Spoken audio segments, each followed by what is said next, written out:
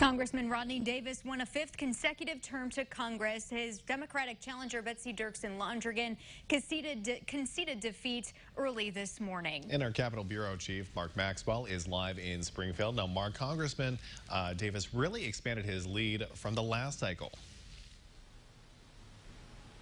Yeah, Mac, Christy, good morning. That was one of the interesting results we saw here. Many pundits and pollsters said it would be just as close, if not closer, this year. And boy, did they get that wrong. Congressman Davis was sure to point that out late last night as he declared victory.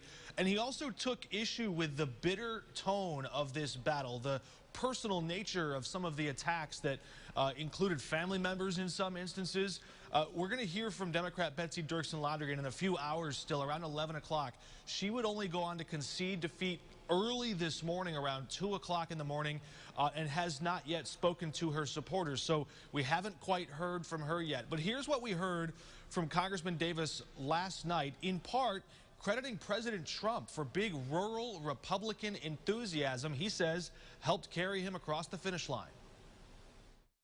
The president is popular in this district, and obviously pollsters are going to have to take a step back and understand what went so wrong, not just in this district, but in so many others.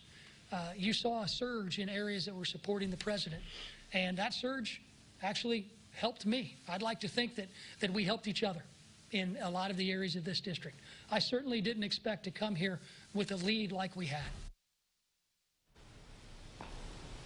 The president did boast strong support in the most rural counties, sometimes registering as high as 70 or 80%. But it was in the higher populated areas like McLean County, Champaign County, where Vice President Biden held a commanding lead there as well. And so you're seeing that breakdown in the district that has the college campuses in some areas and then the rural, sparsely populated areas throughout the rest. Sangamon County, at last count, was also close, giving President Trump a 51% edge there, pretty close in Sangamon County. One key question, though, still remaining is how will Congressman Rodney Davis react? His first test as he learns that he's heading back to Congress for a fifth term, to President Trump late last night, threatening to take the election results to the Supreme Court and challenging that. Keep in mind, Congressman Davis sits on the committee. He's the ranking Republican that oversees the election process. So he said before, we asked him, Congressman, how will you respond if President Trump doesn't accept the election results? He said, that'll never happen. It won't happen. Now we're certainly one step closer to at least some sort of contest on that issue. We will hear again from Democrat Betsy Dirksen-Londrigan at 11, perhaps again from the congressman on that issue throughout the day.